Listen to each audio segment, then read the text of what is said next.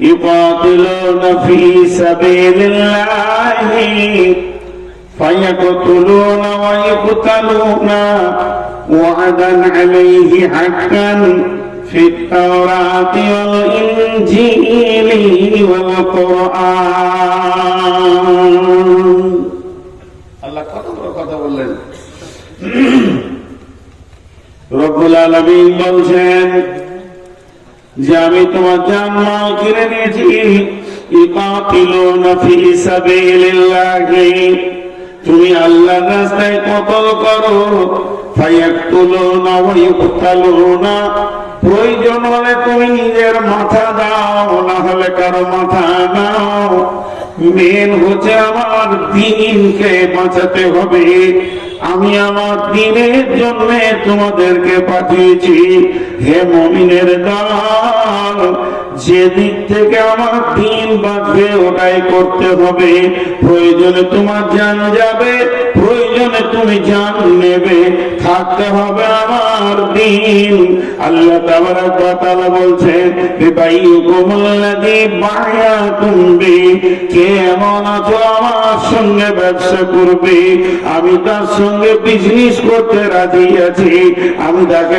আপনার share partner নেব সে আমার সঙ্গে বিনিময় বিজনেসে বসবে আমি এটা ওয়াদা করেছি তাওরাতে করেছি ইনজিলে করেছি কোরআনেও করেছি হে মুমিন তোমার জান মাল আমার আর আমি দিয়ে দিব তোমাকে জান্নাত অতএব মুমিন তুমি নিজের মালের ব্যাপারে নিজেকে স্বাধীন মনে করিও না আর নিজের জানের ব্যাপারেও নিজেকে স্বাধীন মনে করিও না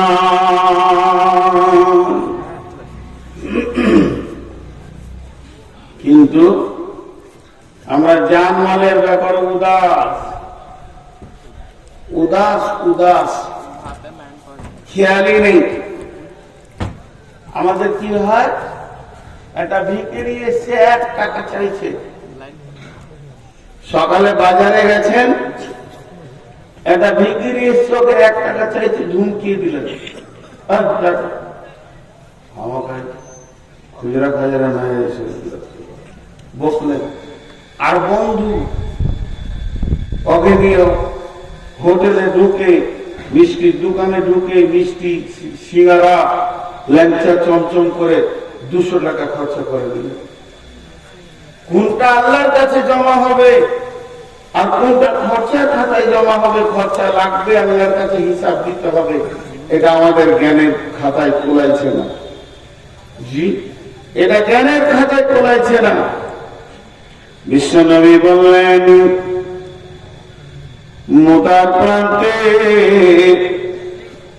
আমাদের মুসলিমদেরকে কোরআনকে পৃথিবী থেকে উৎখাত করার জন্য আপনার কিনা বেঈমানেরা এসে হাজির হয়ে গেছে এবার চলো মুসলিম সৈন্য রেডি হও অভিযান চলছে তবুকে নাই কোনো অস্ত্র নাই কোনো শস্ত্র তোরা নিজে নিজের মাল জমা করো যখনই নবীজির ঘোষণা হলো নিজে নিজের মাল এনে সাহাবীরা মসজিদে নববীতে জমা করছেন সেই সাথে মেয়েরা তাদের মাল দিতে রয়েছেন নাকের কানের খুলে দিচ্ছেন একদিকে সাহাবীরা নিজের ঘরে টুকরি করে খুরমা খেজুর যা কিছু রয়েছে রাসূলের কাছে হাজির করছেন এই অবস্থা যখন চলছে আব্দুল্লাহ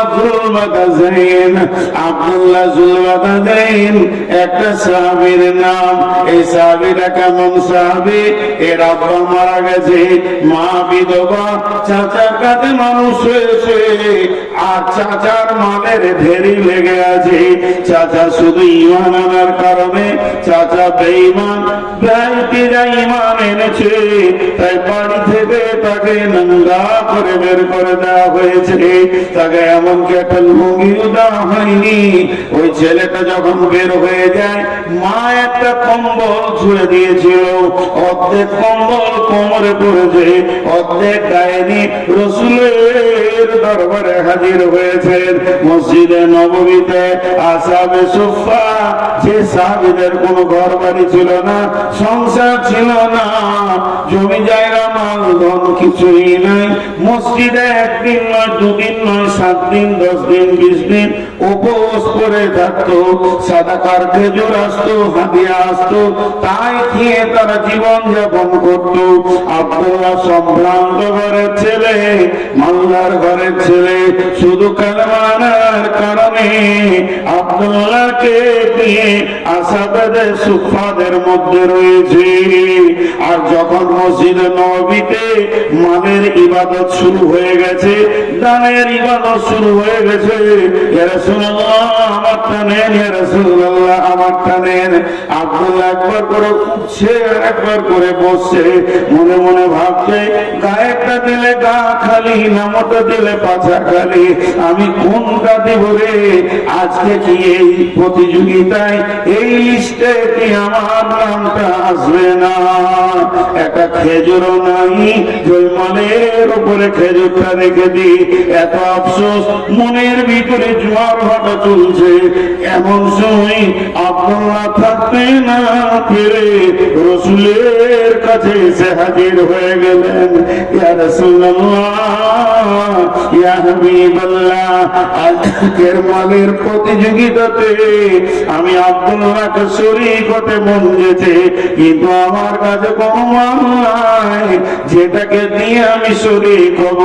অনেক ভেবে চিন্তে একটা জিনিস খুঁজে পেয়েছি, দয়ার নবী গো, যদি আপনি কবুল করলেন তো কাজে লেগে যায়। বলে কি? বলে আমি আমার জানটাকে আল্লাহকে দিয়ে দিতে চাই। বিশ্ব নবী বললেন আব্দুল্লাহ কবুল, তুমি রেডি হয়ে যাও। এবার তবুকের ময়দানে যখন সৈন্যরা যেতে শুরু করলেন, আব্দুল্লাহকে রাসূলের কাছে দোয়া নিচ্ছেন, ইয়া রাসূলুল্লাহ আমি অভিযানে বের হয়ে গেলাম। বিশ্ব নবী আব্দুল্লাহর ঘাড়ে হাত রেখে বললেন, আল্লাহ আমি আব্দুল্লাহর রক্তকে বেঈমানদের জন্য হারাম করে দিলাম। আব্দুল্লাহ চিৎকার মেরে কেঁদে উঠে বলছেন, ইয়া রাসূলুল্লাহ আমি তো শহীদ হওয়ার জন্য এসেছি, আর আপনি যদি আমার রক্ত হারাম করে দেন তাহলে আমি কেমন করে শহীদ হব? দয়ার নবী গো। এমন সময় বিশ্ব নবী বলেন, আব্দুল্লাহ রে, ইসলামের ব্যাপারে তোমার যা ত্যাগ আছে, তুমি বিছানায় মরলেও শহীদের দলে উঠবে। ওই আব্দুল্লাহ তবুকের প্রান্তে খোলা আকাশের নিচে কয়েকদিন মহারা থাকার কারণে কঠিন জ্বরে আক্রান্ত হয়ে জীবনের মতো পৃথিবী থেকে বিদায় নেন। আল্লাহর নবী আব্দুল্লাহ জানাজা পড়লেন, আব্দুল্লাহর লাশকে কবরে রাখলেন, আর আল্লাহকে বললেন, আল্লাহ আজকে রাত্রি পর্যন্ত আমি আব্দুল্লাহর উপরে রাখিছিলাম, তুমিও রাজি হয়ে যাও। সবাই যে স্টেজ থেকে পালালো না, কথা হয়ে গেছে, আপনার কাছে থাকে হবে। খুলে দাও, খুলে দাও। বাংলাদেশে নিয়ে আসেন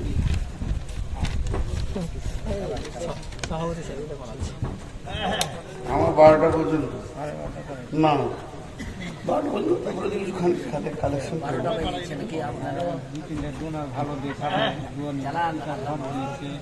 খুব শুনেছি, ওইগুলো শুনে মনটা ভরলো।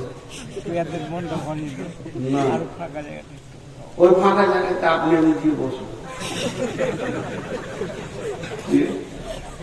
যে আপনি বাংলাদেশকে নিয়ে আসেন, আমি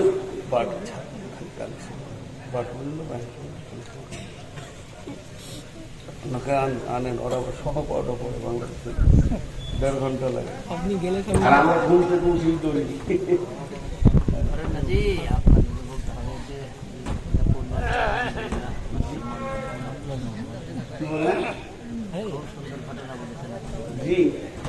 তো না না, একটা তো দিল আমার ছোট লাগে, 12টা চালাতে আমি বেশি দিতে চাই, ওরা কম দিতে। তো আমি যে কথাটা আপনাদের, আমি আসলে আপনাদেরকে আমার মনের কথাটা বলছি না। দীর্ঘ 18-19 বছর জালসা করছি বলে চালাতে পারছি, কিন্তু মানুষ তো, আমি তার ফেরেশতা নয়, আমারও তো অসুখ বিসুখ আছে। গত 2 দিন আগে জ্বরে আক্রান্ত ছিলাম, তাছাড়া নূর মোহাম্মদের গলা বসে না, এত কষ্ট, এই জায়গায় ব্যথার ওষুধ খেয়েছি তাও থামছে। তো প্রতিদিন আপনাদের একদিন, আমার প্রতিদিন। তো আমাকে কেউ ভালোবাসে না, এটা আমি জানি। কারণ আমাকে যদি কেউ ভালোবাসতো তো বলতো, হুজুর আপনার তখন অসুখ, তা জানি, 1 ঘন্টায় আজকে বলো। খুব কম লোক ভালোবাসে। তো না, এটা কথা নাই, এটার নাম ভালোবাসা। আল্লাহ ভালো তো বাসি সবাই পেলে, বলতে হয় না, কষ্ট দিতে হয় না মানুষের মনে। মানুষ যখন বলে যে আমার অসুস্থ, তো আছে ঠিক আছে, 1/2 ঘন্টা কম বলে। মাদানী ভাই তো বলে গেলেন আপনি 12টা পর্যন্ত চালান, তারপরও তো আমি খানিক চালাবো ইনশাল্লাহ। আপনি বাংলাদেশিকে নিয়েছেন তো কি বললাম, যে আব্দুল্লাহ চিন্তা ভাবনাটা দেখেন, যে আমার জানটা লেগে যায়। তো আল্লাহ রসুল কি দোয়া দিলেন কবরে দেওয়ার পর, এই আল্লাহ, আমি আব্দুল্লাহর উপরে রাজি ছিলাম, তুমি রাজি হয়ে যাও। আচ্ছা, এখানে গাড়ির ড্রাইভার কে কে আছে? 4 চাকা হলে, 2 চাকাও হলে, কে কে মোটরসাইকেল চালাতে পারি? হ্যাঁ, মাশাআল্লাহ, আলহামদুলিল্লাহ। আপনারা বলেন, গাড়ি কোনদিন আপনার কাছ থেকে গিয়ার চাই যে আমাকে এই গিয়ারটা দেন? কিন্তু দক্ষ ড্রাইভার গাড়ির গতি এবং রাস্তা দেখে বুঝে নাই এখন কোন গিয়ারটা চাইছে, গাড়িকে এখন কোন গিয়ারটা লাগবে। তো এইটা হলো সাহাবীদের চিন্তা চেতনা। ওরা চোখে দেখে বুঝতে পারতো যে আল্লাহ এখন আমার কাছ থেকে কি চাইছে, আমার জানটা চাইছে না আমার মালটা চাইছে, এরা ওরা বুঝতে পারতো। আর আমাদেরকে জালসা করে করে গরম করতে হয়েছে, কি হচ্ছে না? কিন্তু ওদের ওটা ছিল না, কারণ ওরা দিনের দক্ষ ড্রাইভার ছিল। তবে এখনকার ছেলেকে মাশাআল্লাহ বিয়ে দেওয়ার পর শ্বশুর বাড়ি কবে যেতে হবে না, কেবল ও বললে ছেড়ে দাও, ওই দিলে ছেড়ে খেয়েছি, আপনি একে ঝাল লেগেছে, এই পানি খাইছে। ওই যে কে গান আছে গো, ভুলে যাই হোক, পরে হচ্ছে। তো সাহাবীরা বুঝতে পারতেন। একটা ঘটনাটা আপনারা বুঝে নেবেন। অহুদের যুদ্ধ, অহুদের যুদ্ধে রাসূলুল্লাহ সাল্লাল্লাহু আলাইহি ওয়াসাল্লাম লোহার বর্মা পরেছিলেন, শরীরটা ভারী ছিল। জি, এমন সময় আল্লাহ নবী মহড়া বেঁচেন, মাঝে 2টো কথা বলেন, বক্তব্য বন্ধ করে। আপনারা দোয়া করবেন, রমজানে ইনশাআল্লাহ সাহারি মক্কায় গিয়ে খাবো, টিকিট হয়ে গেছে আমাদের। আমরা 9 তারিখ সকালে উঠে যাচ্ছি, 10 তারিখ আমাদের সাহারি হবে, 11 তারিখে রোজা হবে সৌদিতে। তো যদি কেউ উমরা করতে চান বা হজ, মক্কা মদিনার ইতিহাসে ওহুদের কথাটা বললে আমার চোখে পানি আসে। যতবার ওহুদের প্রান্তে গেছি, মানে আমি যে সব জানতা তা নয়, আমাকে কানে ধরে পড়াবে 20 বছর এরকম আছে। তা একটা ছোট্ট ঘটনা আপনাদেরকে, এটা দামি কথা, মাঝে বলে নিচ্ছি, ভুলে যাব। আমি যখন ওহুদের প্রান্তে যাচ্ছি আস্তে আস্তে, আমার সঙ্গে কাফেলাতে 63টা লোক আছে। তো যতই আরবি জুব্বা পরে থাকুক, চেহারাতে বাঙালিদেরকে বাঙালি মনে হবে, বিহারিদেরকে বিহারি মনে হয়। আবার শোনা লাগে কি লাগে না? লাগে। বিহারিরা যত দামি কাপড় পরুক না কেন, গলায় গামছাটা নিবি ওরা, এত মন্ত্রী হোক আর মিনিস্টার। তো ঠিক ওই রকম আমি দূরে থেকে আমার এক বন্ধুকে বলছি যে ওহুদের কবরের পাশে মদিনা ইউনিভার্সিটি ছাত্রদেরকে ডিউটি দেওয়া হয় যে তুমি এখানে কথাগুলো বলবে। আমি অনেক দূর থেকে যেছি, আর আমার সাথীটাকে বলছি, দেখেন ছেলেটাকে আমাকে বাঙালি বাঙালি মনে হচ্ছে, আবার বাংলাদেশিও মনে হচ্ছে।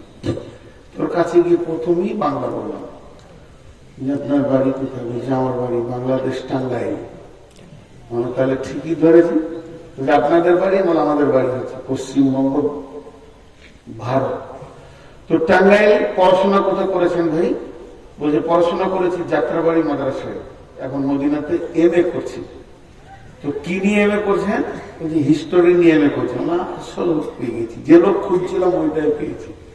কারণ ইতিহাস যারা পড়াশোনা করছে তারা বেশি বলতে পারবে, আসমাও রিজাল নিয়ে যারা পড়বে তারা ফতোয়া বলতে পারবে, আর যারা তফসির নিয়ে পড়বে তাহলে কোন কোরআনের আয়াতটা কিভাবে নাজিল হয়েছে ওরা বলতে পারবে। তো হিস্টোরির মাল খুঁজছিলাম, এতদিন তো পেয়েছি।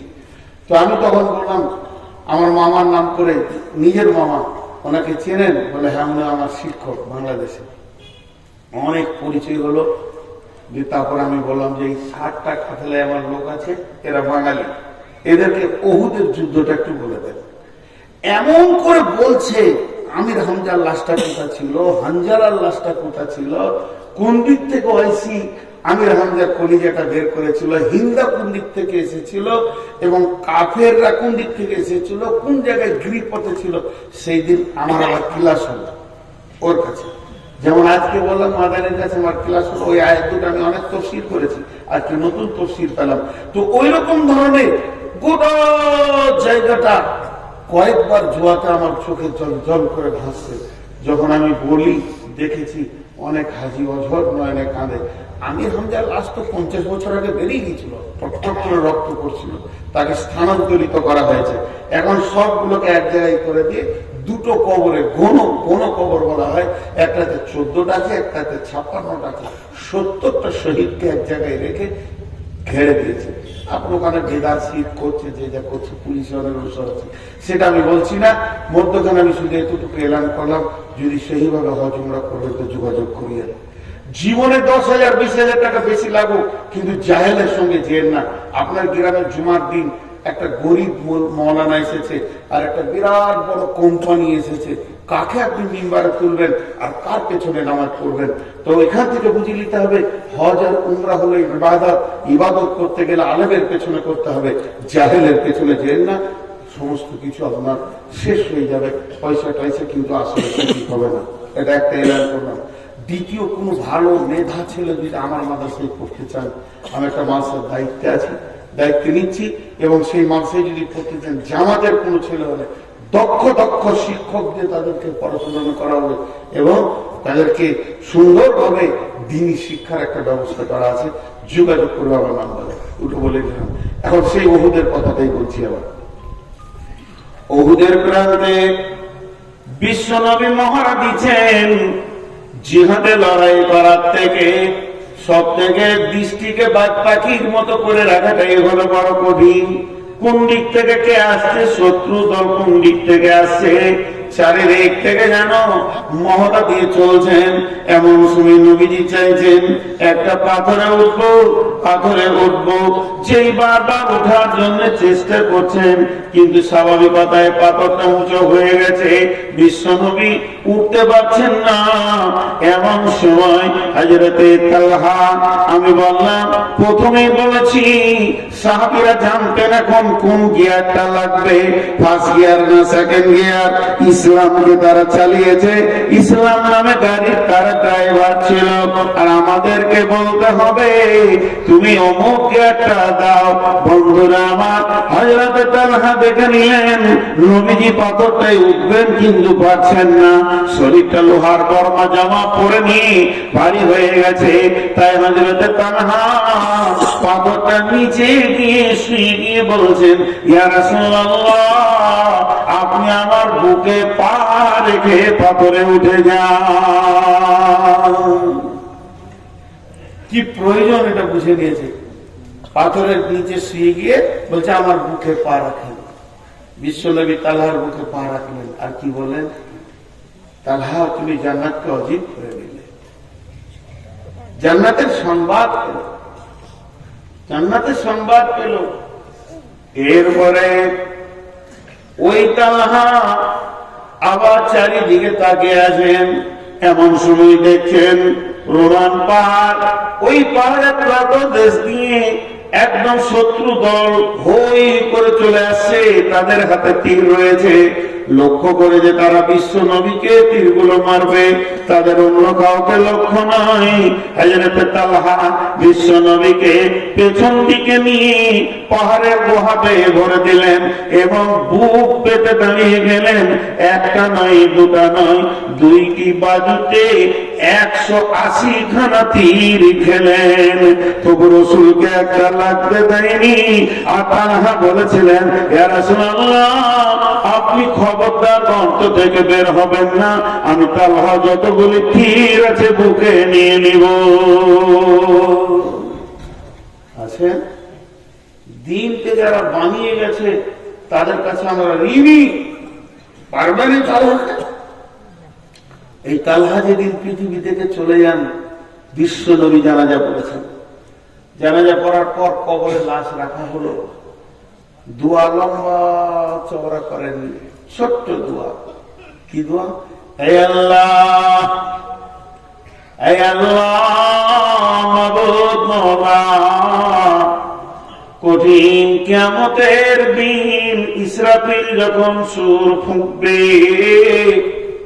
মানুষ যেদিন নাফসি নাফসি করবে, সেই রকম কঠিন দিনে আমার তালহা কবর থেকে যখন উঠবে, মাবুদ রে, তোমার কাছে আবদার, আমার তালহাকে দেখে তুমি মুচকে হাসবে, আর আমার তালহা তোমাকেও দেখে হাসবে। বন্ধু, কত মহব্বতের। আপনি আগে আনতে গেছেন বাস স্ট্যান্ডে, জি সাগরদিঘি ট্রেন রেলওয়ে স্টেশনে, বন্ধু যখন নামছে গেট ধরে আর চোখে চোখ পড়েছে, দেখবেন দুজনেই হাসে। এই হাসিটা নিয়ামত, দুজন দুইজনকে দেখে একটা হাসে। তো আল্লাহ, তুমি সেই দিন তালহাকে দেখে হাসবে আর তালহা তোমাকে দেখে হাসবে। কত বড় কথা বললেন। এই দোয়াটা কখন পেয়েছিল? যখন 180টা তীর খেয়েছিল। আমি তো আপনাদেরকে গল্প শোনাতে বসাইনি আজকে গোপাল ভাঁড়ের। আল্লাহ বলছে, ইন্নাল্লাহা আশতারা মিনাল মুমিনিনা, হে মুমিনের দল, আমি তোমাদের কাছ থেকে তোমাদের জান, আনফুসাহুম ওয়া আমওয়ালাহুম, এবং তোমাদের মালকে কিনে নিয়েছি, বিআন্না লাহুমুল জান্নাহ, জান্নাতের বিনিময়ে, জান্নাতের বিনিময়ে। জি ভাই, আল্লাহ তাবারাক ওয়া তাআলা আমাদের জান মালকে জান্নাতের বিনিময়ে কিনে নিয়েছেন। এটা আমরা বুঝি না।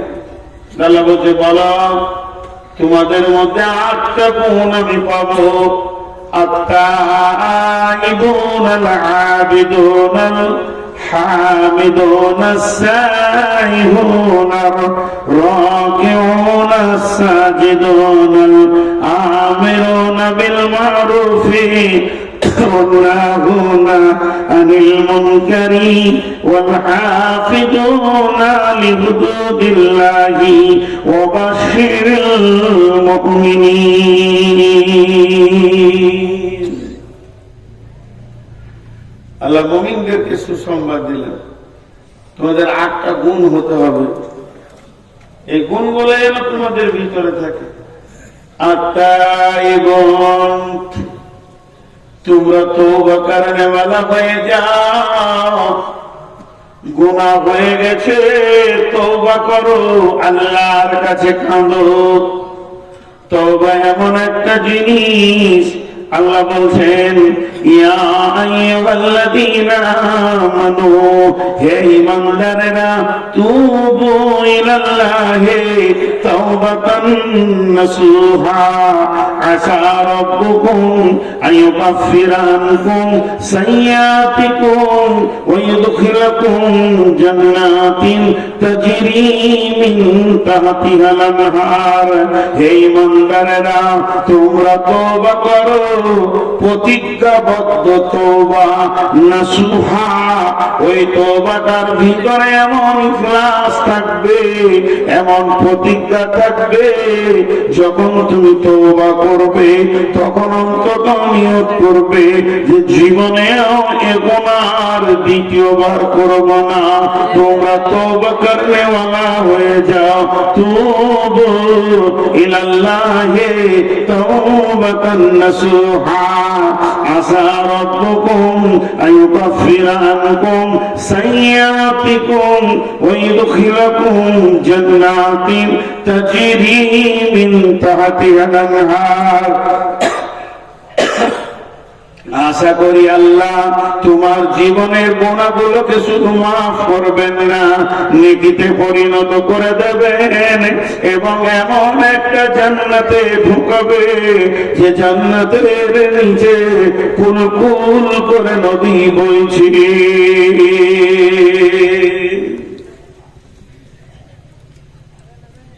গুনার কারণে মানুষ জাহান্নাম যাবে, গুনাহ করেছে এর জন্য মানুষ জাহান্নামে যাবে না। কিয়ামতের মাঠে ধরেন আমাকে জাহান্নামের ফেরেশতা টানছে, যদি গায়ে বল থাকে একটু মার থাপড় ওখানে, জাহান্নাম কেন নিয়ে যাবে তুই? তোর বাপের জান্নাত, জান্নাত তো আমার, তো আমার আল্লাহর জান্নাত।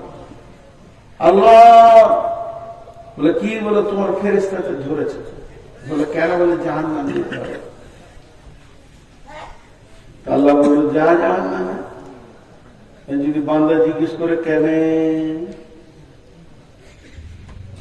যাবো, তাহলে বলবো গুনাহ করেছিস ওই জন্য।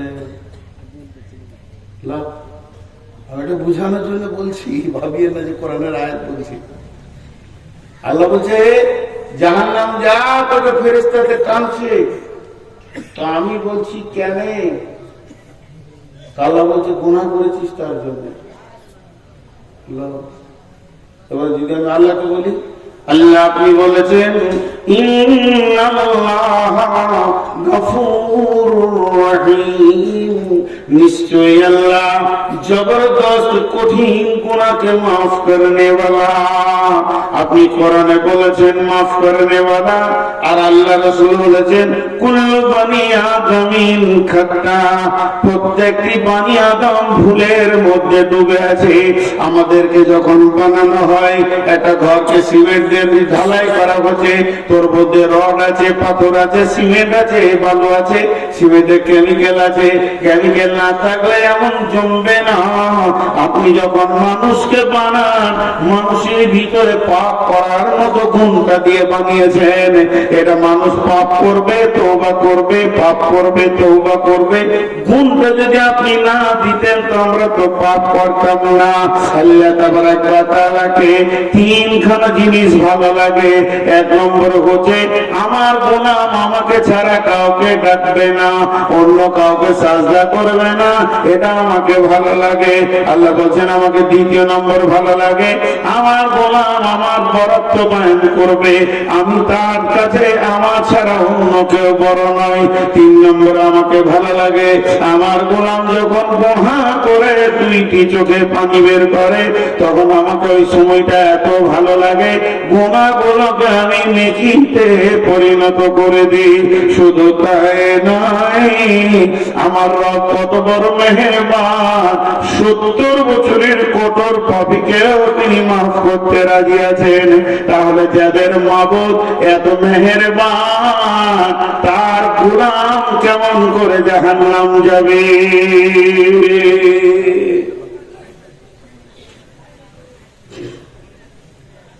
জলপাইগুড়িতে জালসা করতে গিয়েছি। জীবনের দুটো জালসার ইতিহাস আপনাদেরকে শোনাই, 30 সেকেন্ড লাগবে। আপনাদের জালসা স্টার্ট হয়েছে কখন? আসর পর। আসর পর। ওদের জালসা স্টার্ট হয়েছে ফজরের 1 ঘন্টা পর। স্টার্ট বিসমিল্লাহ বলো, তার আগে মাইকি বাজে না। আর একটা ঝাড়খণ্ডে গিয়েছিলাম ওই রকম। তো আমাকে অনেক রাতে দিয়েছে, লোক ঢুলছে। আচ্ছা তো ঘুম ভাঙানোর ওষুধ কি? কিছুই খুঁজে পেয়েছি না। একটা একটা করে জাগানো যায়। আমি শুরু করে দিলাম উল্টা দিকে জালসা।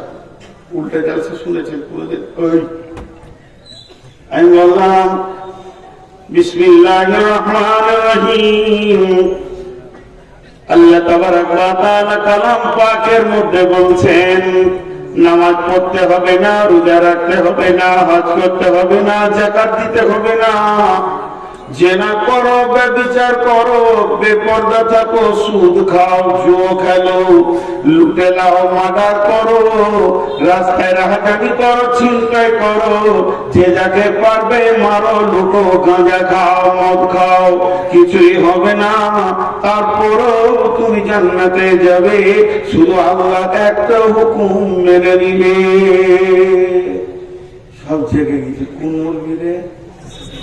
এক ধাপ থেকে সব হালাল হয়ে গেল।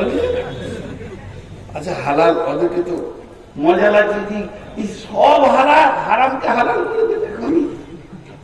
যে একটা খালি আল্লাহর হুকুম মেনে নিবে, জান্নাত উঠে দোষ পেয়ে যাবো।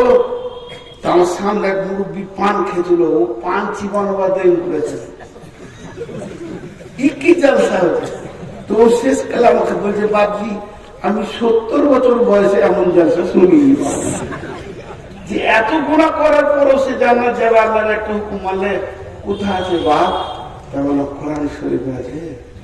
তো আরো সহ্য হচ্ছে না, তখন বলছে কোন সূরাতে? সূরা রহমানে কোথায় আছে?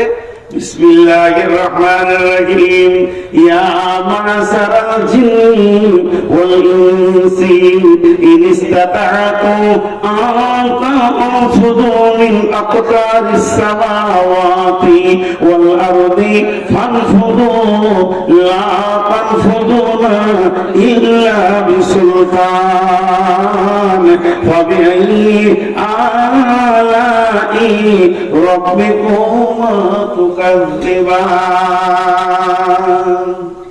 আপনারা উত্তর দিন তো, যে ঠিক উত্তর দিতে পারবে 1000 টাকা লিখবে। কালো কালিতে লাল লেখা হবে? কালো কালিতে লাল লেখা হবে? হবে। কালিটা কালো, বানানটা লাল হবে না? হবে। আচ্ছা তেমনি এটা রাত না দিন? রাত শব্দ ব্যবহার না করে এটাকে রাত বলেন তো? দিন নয়। দিনকে না করবেন তো রাত হবে। তো ঠিক এই আয়াতটাকে তর্জমা করবেন একদিকে, অপোজিট দিয়ে ধরিয়ে দিবেন ওই দিয়ে, সেটা হবে। আল্লাহ বলছেন, হে জিন ইনসানের দল, তোদেরকে যদি আমার আইন মানতে ভালো না লাগে, তার মানে যত হারাম আছে এগুলোকে যদি খেতে মন যায়, আমার আইন মানতে ভালো না লাগে, আমার যত নিয়ম বলেছি বলতে ভালো না লাগে, শুনতে ভালো না লাগে, এগুলোকে যদি তোদের চলতে ভালো না লাগে, তোদের যা মন যাবে তাই করগা, তাতে আমার কিছু যায় আসে না। তবে তোদেরকে একটা কাজ করতে হবে, আমার রাজ্যের বাইরে গিয়ে বাসা বাঁধতে হবে। বুড়াটা তো বুঝি কোথায় যাবো বাপ? আপনি ভারতবর্ষের আইন মানবেন না, ভারতের মাটি ছেড়ে দেন, সরকারের আমাদের কিছু যায় আসে না। আর ভারতের মাটিতে থাকতে গেলে আইন মানতে হবে। তো আল্লাহর জমিনে যদি থাকতে হয়, আল্লাহ বলছে আমার আইন মানতে হবে। যদি আমার আইন মানতে ভারী লাগে, তো আমার মাটিটা ছেড়ে দে পালা। কোথায় যাবো বা? যাবো, আর যদি জায়গা না আছে তাহলে মানতে হবে। তেমনি আমি বলছি, পৃথিবীর কোন ব্যক্তি গুনার কারণে জাহান্নাম যাবে না। কিয়ামতের মাঠে আমি নূর মুহাম্মদকে ধরেছে ফেরেশতাতে। এগুলো কৌতূহলী কথা, এগুলো বলবেন না বুখারী মুসলিমের কথা, এর ভিতরে যুক্তি আছে, কৌতূহলী কথা। আমাকে বলছে ফেরেশতা জাহান্নামে চোর, আমি আল্লাহকে বলছি মাগো জাহান্নামের ফেরেশতা ধরেছে। আল্লাহ আমাকে জিজ্ঞেস করছে কেন? আমি বললাম ফেরেশতা কাঁদছে, বলো জাহান্নাম চোর। আল্লাহ কবি বলছি কেন? আল্লাহ বলে গোনাহ বান্দা রে, তুমি গোনাহ করেছো, তুমি গোনাহ করেছো। তখন আমি আল্লাহকে বলছি মাবুদ, গুনাহ করা মানুষের ডিউটি, একে গুনার মতো করার পাশ তুমি বানিয়ে দিয়েছো। অতএব আমি আমার ডিউটি ঠিক করেছি, মাফ করার ডিউটিটা তো আপনার, তাহলে ডিউটিতে ফুরকি কাজ চলছে। এর জন্য আল্লাহ তাবারাক ওয়া তাআলা কি বলছেন? তুবু ইলাল্লাহি তাওবাতান আল্লাহ তাওবাতান নাসুহা। আর মুমিনের সিফাত বলতে গিয়ে বললেন তোমরা তওবা করনে ওয়ালা হয়ে যাও। আত-তাইবুন, সারা পৃথিবীর মানুষ গুনার কারণে জাহান্নাম যাবে না, বরং তওবা না করার কারণে জাহান্নাম যাবে। কথাটা বুঝে বললাম, কিসের কারণে জাহান্নাম যাবে? তওবা না করার কারণে। ছোট্ট একটা উদাহরণ দিব। আপনাদের এখানে এসে ঝমঝম করে বৃষ্টি হচ্ছে, বর্ষার সিজনে মসজিদে উঠেছি, আর আপনাদের মাসের সেক্রেটারি দেখতে পেয়ে কি ব্যাপার নূর মোহাম্মদ ভাই, এখন তো কোনো জালসা নাই বর্ষার সিজনে, আর এসার পর উঠেছি বাড়ি, আমি না খেয়ে এসেছি, কোথা থেকে যে হুট করে এসে ঢুকলাম আল্লাহ। উনি তাড়াতাড়ি বাড়ি থেকে বিবিকে বলছে কিছু আছে, কিছু ভাত আছে আর খানিক আলু পরে আছে, বলে দুটো ডিমকে অমলেট করো, চলো। দিয়ে ছেলেকে পাঠালে, যার বাপ মোল্লানাকে ডেকে নিয়ে খাবে, গেলাম না। দ্বিতীয় ছেলেকে পাঠালে, গেলাম না। তৃতীয়বার ছেলেকে পাঠালে, গেলাম না। চতুর্থবার ছেলে পাঠালে, গেলাম না। পঞ্চমবার ছেলেকে পাঠাইলে, ভাত তো বিরক্ত করিস না, খাবো না, বলতে গেলে বিরক্ত করে। শেষকালে নিজে থাকতে না পারে সেক্রেটারি এসে বলছে ভাই চলেন, ঘরে ডাল ভাত যাই আছে দুটি খেলেন, কোথা থেকে এসছেন, হাতটা ছেঁকা দেবেন, আপনি জানতে বিরক্ত করি না। তো শুয়ে পড়লাম। যে সকালবেলায় ফজরের নামাজ পড়ে আমি মাইকে এলান করছি যে মথুরাপুরের লোক ভালো হয়, মেহমানের ইজ্জত করে না। আমার দাবিটা সত্য না মিথ্যা? আল্লাহ বলছে গোলাম, গুনাহ তুই করবি, মাপ আমাকে করতে হবে, এটা আমার জানা আছে, তোকে জানিয়ে দিতে হবে না। এর জন্য আমি মসজিদকে পাঠালাম, ফজরের সময় ডাক, ওদের গুনাহ আমি মাফ করব, তোকে আমি পেলাম না। জোহরে দেখেছি পাইনি, আসরে দেখেছি পাইনি, মাগরিবে দেখেছি পাইনি, এশাতে দেখেছি পাইনি। গুনাহ মাফ নিয়ে চলে যা। আমি আমার ডিউটি করেছি, 5 বার যখন মসজিদ নিয়ে পেলাম না, গভীর তাহাজ্জুদের টাইমে আমার রব আপনার আমার দরজার কাছে এসে বলছে গোলাম ও গুনাহ করেছিস, জাহান্নামের আগুন জ্বলে গেছে, একবার তুই রব্বানা বলে চোখের পানিতে কান, আমি রব মাফ করার জন্য রেডি হয়ে আছি। তারপর আমি রব্বানা বলে কানলাম না, মাফ নিলাম না। অর্থাৎ মানুষ গুনাহ করার কারণে জাহান্নাম যাবে না, বরং মাফ না চাওয়ার কারণে জাহান্নাম যাবে। জি ভাই, বিদেশি বক্তা যে বয়সেরই হোক, কোন বক্তাকে বসিয়ে রেখে আমি বক্তব্য রাখি না। আজকে দুটা কথা বলে নিলাম, খালি দুটি লোক দেখতে চেয়েছি, 20,000 আর 50,000 10,000 দাতা কে আছেন, মাত্র 3 মিনিট দেখবো, ছেড়ে দেব। আল্লাহর গোলাম কেউ আছেন? জি। আর একজন বলেছেন, ওনার জন্য আমি ইনশাআল্লাহ দোয়া করছি, আল্লাহ ওনার রোগকে ভালো করে দেন, বলেন আল্লাহুম্মা আমিন। পেটের কঠিন রোগে ভুগছেন, আল্লাহ তার শেফায়ে কামেলা দান করুন, আল্লাহুম্মা আমিন। শেফায়ে আজেলা দান করুন, আল্লাহুম্মা আমিন। আর পৃথিবীর বুকে আল্লাহ তাবারাক ওয়া তাআলা তাকে সুস্থ জীবন দান করুন, আল্লাহুম্মা আমিন। এবং দিনের উপরে চলার তৌফিক দান করুন, আল্লাহুম্মা আমিন। বাকি ইনশাআল্লাহ আমি কাবার দরজায় দোয়া করব। খুবই ওনার কথাটা আমার মনে লেগেছে। বাপ মায়ের নামে মাশাআল্লাহ 500 টাকা দান করেছে। আমি 1000, 2000, 5000, 3 মিনিট থাকবো, মাত্র 3 মিনিট। কেউ আছেন আল্লাহ? জি। এই দোয়া নিয়ে অনেক ভেজাল চলছে, হাত তুলে না। এখন কোথায় যাব? জি, সেলিম হোসেন কোথায় বাড়ি? কোলাডান। সব 200 টাকা নোটগুলো কোথা থেকে বেশি নিচ্ছে?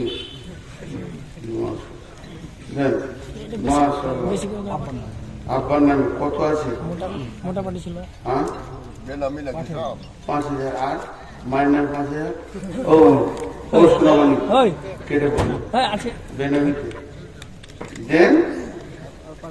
জি। আর কেউ আছেন? আপনি আব্বার নামে 5,000 দিল, মায়ের নামে দেন 5,000 দেবেন না? মায়ের উপর রাগ আছে, কোথায় থাকবো? মা আছে, মাকে 15,000 দিতে হবে, তো আপনার 5,000 কত? 5 মানে 5,000। 5,000 আর কত পকেটে নাই, 100 টাকাও নাই, দেখেন ভাড়ার টাকাটাও নাই। দেখেন দেখেন মাশাআল্লাহ, দেখেন 3,000। এইটা এলো না 50 টাকা আছে না, ভাড়া নাই। মহিলাদের পক্ষ থেকে এসে আপনার কাছে শুনবে না, পড়ে গেল কি এই ঠান্ডা গেল। হ্যাঁ? না, ও মহিলাদের কথা উত্তর দিন না। আজকে আমি সব ভালো লেগেছে, কিন্তু আপনাদের কাছে আমি কোনো প্রশ্নের উত্তর দিই না, জানি না। না বল না এইগুলো আর কি জানানো দরকার? তোমার স্বামীর ভাই গেল, আমি কোথাও মারছি। কিন্তু আমার একটা প্রশ্ন আপনাদের শিক্ষিত সমাজের কাছে থেকে গেল, যে মেয়ে ব্যাচেলিয়র হয়ে যাবে, যার মেন্স চালু হয়ে যাবে, সে সমাজে এসে কণ্ঠ খুলে কথা বলতে পারে না। এটা আমার জানা আছে, যদি ভুল হয়তো বলবেন। এত বড় মেয়ে মাইকে কথা বলবে, শরীয়ত পারমিশন দেয়। এটা আপনারা খারাপ মনে করেন, চাই ভালো মনে করেন। এটা ঠিক আর ঠিক এই মেয়েটা যার চেহারা, যার শরীর, তাতে 500 পুরুষের আকর্ষণ হয়। যদি আকর্ষণ না হয় তাহলে সে হিজড়ে। আমি পরিষ্কার কথা বলি, ঠিক। ওর কণ্ঠস্বর আর বলার ভঙ্গি আর অঙ্গভঙ্গি যা হচ্ছিল, যদি কোনো পুরুষের আকর্ষণ না হয় তাকে হিজড়ে বলে, তার চিকিৎসা করা হয়। ওই জন্য এমনকি রাসূলুল্লাহ সাল্লাল্লাহু আলাইহি ওয়াসাল্লাম বলছেন, মেয়েদের কণ্ঠস্বর পর্যন্ত পড়ে। কে? দাদু 5,000 দিয়েছে আর 5,000 বাকি। মাশাআল্লাহ, এগুলো একটু আলেম ওলামাদেরকে জিজ্ঞেস করবেন, আমি ফতোয়া দিচ্ছি। আর কেউ আছেন ভাই? কই 25,000 টাকা বলছেন যে একজন লুকিয়ে আছে 25,000। কে বললো লুকিয়ে আছে? আপনি বললেন এর ভিতরে আছে 25,000। মাশাআল্লাহ, বলেন আর কেউ আছেন ছেলে কি হয়েছে ভাই আমার? আসছে 25,000 মাশাআল্লাহ, বিদেশি মেহমান, বাবারা শ্বশুর নাম, আর শাশুড়ি আর মা বাদ গেল। গ্রামগুলো সব এক বেশি হয়ে যায়, এলাকার সব বাপদেরকে বেশি ভালোবাসে। যাই হোক, যারা দান করেছেন আল্লাহ তাদের যা যায় খায়ের দান করুন। তো আমি আপনাদের সামনে সর্বশেষ কথা এতটুকু বলে যাচ্ছি, জান মালের সহি ব্যবহার করতে হবে। আর আল্লাহ মুমিনের জান মালকে নিয়েছেন জান্নাতের বিনিময়ে। আল্লাহ তাবারক ওয়া তাআলা শোনা এবং বলার থেকে বেশি করে আমল করার তৌফিক দান করুন। আব্দুল হক সাহেব কত?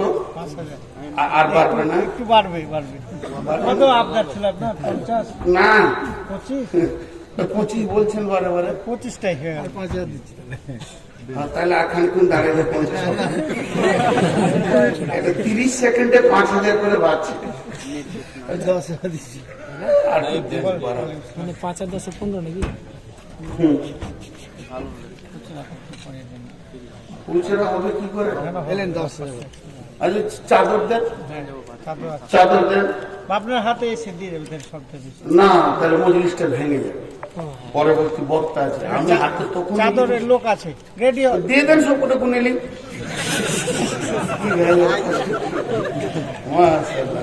জি, এই চাদর ভিতরে ঢুকে যান তো, চাদর ঢুকে যান। মায়ের নামে 500 টাকা। এতক্ষণ একটা মায়ের ছেলে দেখতে পেলাম। মাশাআল্লাহ। আর কে আছে? মায়ের নামে 500 দিয়েছে। কেউ আছেন? কি একটা চাদরে হবে না, দুটো চাদর, এদিকে একটা দেন, এদিকে একটা দেন। বাগান পালা ভাই, আপনাদের যার কাছে যা আছে টাকাগুলো রেডি করে যাবে, সঙ্গে সঙ্গে দিয়ে দেন। যাবে সঙ্গে সঙ্গে ওই চাদরটা ধরেন। আর একটা চাদর এদিকে দেন করে। বাবা কে আছে? আর একটা চাদর এদিকে দিয়ে দেন। দেন, আল্লাহ রাস্তার দিকে একটা চাদর দেন। জি,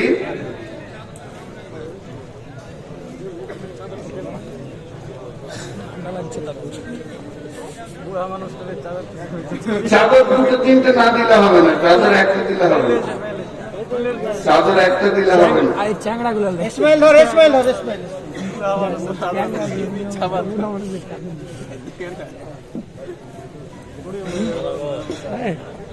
মাশাআল্লাহ, জাযাকাল্লাহ। আপনারা দিতে থাকেন, আল্লাহ রাস্তায় দিতে থাকেন। আল্লাহর রাস্তায় দিতে থাকেন, আমরা দিয়ে চলেছি। আল্লাহর জন্য দেন। সে আব্বার নামে অসুস্থ 100 টাকা দিয়ে। আব্বার নামে অসুস্থ, এই আল্লাহ যতগুলি দান এই পর্যন্ত এসেছে, হ্যাঁ দাদার নামে যতগুলি দান এই পর্যন্ত এসেছে, মাতুর সমস্ত দানগুলি তুমি কবুল করে নাও আল্লাহ। তুমি এদের বদলা দাও, যে যা নিয়তে দান করছে আল্লাহ নিয়তকে তুমি পুরা করে দাও। হায়াতে তৈবা দাও, রুজি রোজগারে তুমি বরকত দাও। এ আল্লাহ তুমি হালাল উপার্জন করো, তুমি তৌফিক দাও। মাবুদ গো, তোমার বান্দারা তোমাকে ভালোবেসে দান করছে, রুজি রোজগারে তুমি বরকত দাও। কঠিন কিয়ামতের দিনে নবীর হাতে পানি পান করা তৌফিক দিও। চলে গেটের সামনে চলে কঠিন কিয়ামতের দিনে নবীর হাতে পানি পান করা তৌফিক দাও। তোমার রহমতের ছায়াতে দাও। আলাইহিম বাস সবকিনা সসিয়ন তসবে লা সিফা ইল্লা সিফাউকা সিফানা ইবাদের সাকামা। মাবুদ তোমার এক বান্দা কঠিন রোগে ভুগছে আল্লাহ, পেটের রোগ বড় কঠিন রোগ। আল্লাহ তুমি রোগে সিফায়ে কামেলা আজেলা দান করো। আল্লাহ তুমি তাকে সুস্থ শরীর পৃথিবীতে দাও, শুধু শারীরিক সুস্থ নয় মানসিক সুস্থতা দাও। এবং সেই সাথে মাবুদ ওই ব্যক্তি বড় আশা করে আছে আমার কাছে দোয়া দেবে, আমি এক গুনাহগার তোমার দরবারে দোয়া করছি মাবুদ, গুনাহগারের দোয়াটা তুমি কবুল করে নি, সিফায়ে কামেলা আজেলা তুমি দান করে মাবুদ। হে আল্লাহ তাকে তুমি পাঁচ ওয়াক্তের নামাজি বানাইও, রাসূলের সুন্নতের উপরে পাবন্দি করিও। কেউ মায়ের নামে, কেউ বাপের নামে, কেউ দাদার নামে, দাদির নামে, যে যার নামে দান করছো মাবুদ, দানগুলো তুমি কবুল করো, মাফ করো, ক্ষমা করো। রব্বুল আলামিন নিশ্চয়ই তোমার বান্দারা তোমাকে ভালোবাসে, ভালোবাসে বলে নিজের হাতে দান করেছে মাবুদ। এ আল্লাহ দানগুলোকে গ্রহণ করে নাও, এদেরকে তুমি কবুল করে নাও। আমিন আল্লাহুম্মা আমিন। আর কেউ আছেন ভাই আমার? চটচট করে দেন। এখান থেকে সাগর দিঘি শর্ট রাস্তা কি আমাকে সাগর দিঘি? হ্যাঁ একটাই রাস্তা। লোকেশন দিতে পারবেন? লোকেশনটা করে দাও হোয়াটসঅ্যাপ। দেন আল্লাহ রাস্তা দেন। তাদের বাড়ি সাগর দিকে যাবে তাহলে ভালো। একটা কথায় কি আর বলবো, লজ্জার কথা, মানুষ এত নোংরা হয়ে গেছে যে দিন দুনিয়া আখেরাত কিছুই মানুষ মনে রাখছে না। তো আল্লাহর ভয় মানুষের কাছ থেকে চলে গেছে। তাছাড়া মানুষ এখনো পর্যন্ত নোংরামির মধ্যে মেতে রয়েছে। তাহলে আমরা প্রত্যেক